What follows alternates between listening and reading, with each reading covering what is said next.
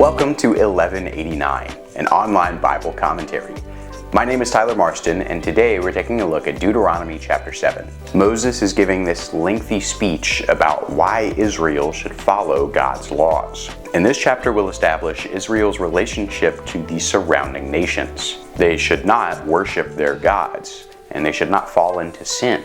Their covenant with God is dependent on them being exclusive with Him. And ultimately, through them, He wants to bring about the reconciliation of His relationship to all humanity. But it's all provided that Israel does not worship the gods of their neighbors.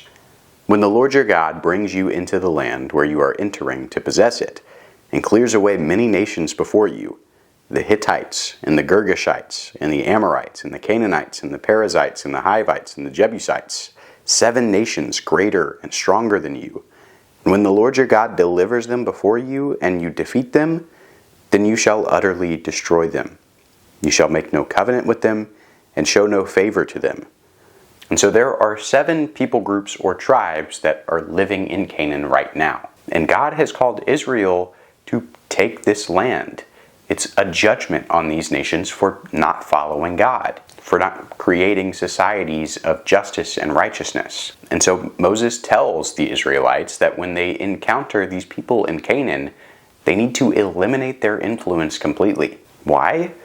Because they worship other gods. And the people of Israel themselves might be tempted to break their covenant with the Yahweh Creator God and worship one of these lesser pagan deities. Worshipping these idols is a violation of the covenant in itself, but oftentimes the rituals demanded by these false gods are also violations of the covenant. It includes things like cultic sexual behavior, or sometimes even child sacrifice. And so Moses tells the people, do not make a covenant with the Canaanites, don't do favors for them, and utterly destroy them. Or, translated more literally, surely devote to the ban. Contrary to some, this is not a command to commit genocide, because the text implies that they will still be around. But when God commands utter destruction, He's commanding a complete abolishment and elimination of their culture of worshiping idols.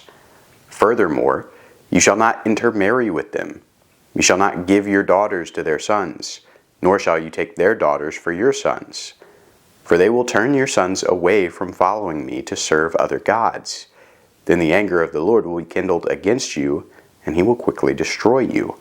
Moses says Israel shouldn't even intermarry with the people in Canaan. This ultimately ties back to Genesis 6, that mysterious passage where the sons of God had children with the daughters of man, and how all of that happened in the days of the Nephilim, or the fallen ones. Deuteronomy 2 and 3 and Numbers 13 and 14 showed that these giant pagan kings were related to the Canaanites. And all the Canaanites are descendants of Canaan, who was cursed in Genesis 9 because of his father Ham's shameful act against Noah. Basically, the seed of the snake that was warned about in Genesis 3 and 4 is still alive. And so why is all this important? Well, because it helps us understand that Israel is not manifesting their destiny here. They aren't trying to colonize or imperialize. Just as God judged sin in the world through the flood in the days of Noah, God is now judging the sin of the Canaanites through Israel conquering their land. Now you could throw back that this is all propaganda, and it's justifying an evil act that was done in the past. But we also have to always keep in mind the end of the Old Testament story.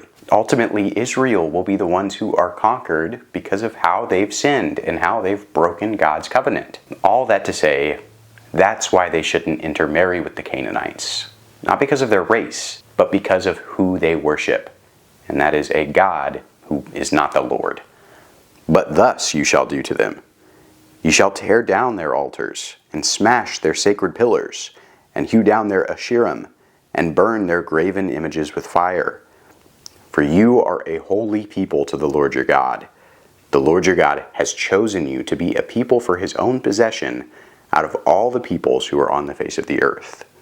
Moses commands the people to completely destroy the Canaanites' idols when they get into the land. Whether it's altars, or graven images, or sacred pillars, the Israelites are supposed to destroy them all. Also included in this list are the Asherim. Those are wooden images of Asherah, a Phoenician goddess of fertility. And in contrast, Israel is supposed to be a holy people, a people that emulates God's attributes. And they are supposed to be a possession of God himself.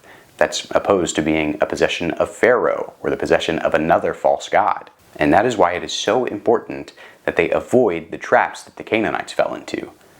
The Lord did not set his love on you, nor choose you because you were more in number than any of the peoples, for you were the fewest of all peoples. But because the Lord loved you and kept the oath which he swore to your forefathers, the Lord brought you out by a mighty hand and redeemed you from the house of slavery, from the hand of Pharaoh, king of Egypt. After all, God chose Israel to be in this covenant with him because of how small and insignificant they were, because of how badly they were being oppressed and abused in Egypt. God had also made a covenant with their ancestor, particularly Abraham, and God always keeps his promises. This is why God chose the Israelites, and this is why God will give them victory in the battles facing them. So Moses is saying, don't throw away that immense privilege to be like the other nations.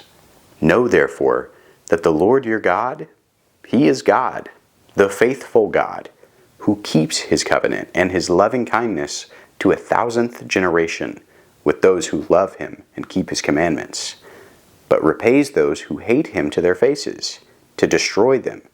He will not delay with him who hates him. He will repay him to his face. Therefore you shall keep the commandment and the statutes and the judgments which I am commanding you today, to do them. God is faithful. And Moses says that if the people are faithful back, if they keep God's covenant, then God will bless them, and he will not get tired of blessing them even after 1,000 generations. But also, God is faithful. And if they break the covenant, God will have to punish. So Moses is setting up this choice pretty clearly for everybody. He begs them to just follow everything that God has commanded. Then it shall come about, because you listen to these judgments, and keep and do them, that the Lord your God will keep with you his covenant and his loving kindness which he swore to your forefathers. He will love you, and bless you, and multiply you. He will also bless the fruit of your womb, and the fruit of your ground, your grain, and your new wine, and your oil, the increase of your herd, and the young of your flock, in the land which he swore to your forefathers to give you. You shall be blessed above all peoples. There will be no male or female barren among you, or among your cattle. The Lord will remove from you all sickness, and he will not put on you any of the harmful diseases of Egypt which you have known, but he will lay them on all who hate you. You shall consume all the peoples whom the Lord your God will deliver to you. Your eye shall not pity them, nor shall you serve their gods, for that would be a snare to you. And Moses promises more blessings to Israel if they just follow God's law. These blessings include multiplication, like Adam and Eve were commanded to do in Genesis 1.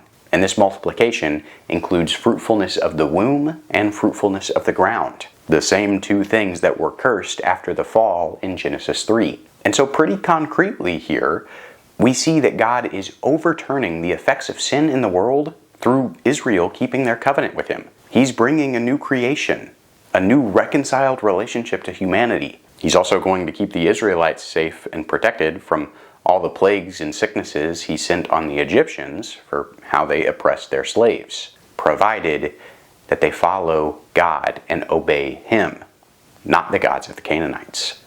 If you should say in your heart, "These nations are greater than I. How can I dispossess them?" You shall not be afraid of them. You shall well remember what the Lord your God did to Pharaoh and to all Egypt, the great trials which your eyes saw, and the signs and wonders, and the mighty hand, and the outstretched arm by which the Lord your God brought you out. So shall the Lord your God do to all the peoples of whom you are afraid. Moreover, the Lord your God will send the hornet against them, until those who are left and hide themselves from you perish. You shall not dread them, for the Lord your God is in your midst, a great and awesome God. Moses also commands the people to not repeat the sin of their fathers. In Numbers 13 and 14, 12 scouts went up and were afraid of the Canaanites, so much so that they decided to go back to Egypt instead of pursuing the land God had called them to. As evidence for why they should trust God, Moses reminds the people of all the plagues they saw happen in Egypt. And God has promised that all the ways he delivered the people back in Egypt, he will continue to deliver them in the same way in the Promised Land. Not because of how great or powerful the Israelites are, but because of how great and powerful he is. The Lord your God will clear away these nations before you little by little. You will not be able to put an end to them quickly, for the wild beasts would grow too numerous for you. But the Lord your God will deliver them before you, and will throw them into great confusion until they are destroyed. He will deliver their kings into your hand, so that you will make their name perish from under heaven. No man will be able to stand before you until you have destroyed them. And while God says he will deliver these people into the Promised Land, it's not going to happen all at once. That's specifically to keep the land and the houses and the cities fresh and established so that the Israelites won't have to rebuild. It might look from an outsider's perspective like God is being passive or endangering the Israelites. But again, he's actually doing it this way for their benefit. Those challenges were for their benefit back then, and the challenges God sends us are for our benefit today. God promises to endure and provide for the people, just as he did in Egypt. Remember how God sent confusion among the Egyptian armies in Exodus 14? Well, God promises to do the same to the Canaanites. If Israel persists, if they believe in God, he will deliver this land to them, no matter how bad the odds might look on paper. The graven images of their gods you are to burn with fire. You shall not covet the silver or the gold that is on them, nor take it for yourselves, or you will be snared by it. For it is an abomination to the Lord your God. You shall not bring an abomination into your house, and like it, come under the ban. You shall utterly detest it, and you shall utterly abhor it, for it is something banned. Not only should the Israelites not worship the idols of the Canaanites, they're instructed to not even take the silver or gold that they're made out of. These things are to be under the ban, the same word that was translated utterly destroyed back in verse 2. But of course, we know from history that Israel will ultimately fail at this, as evidenced by Joshua 7. And so here in this chapter, we hear about Israel's relationship to the surrounding nations. Israel is smaller and weaker and more insignificant, but God chose them. He entered into a covenant with them. He lives in their midst. And God wants to use Israel to restore all creation, to bring about the Eden ideal. We know that through Christ, that same mission applies to us as well. So we do not need to throw that privilege away to become like everybody else. And yet we also know that Israel will fail at this. And we, if we try to do it on our own, will fail at this. That's why we need Jesus. That's why we need his Holy Spirit living in our lives and making us first into new creations that can change his world for the better. Thanks for watching 1189. I hope that you have a good day, and God bless.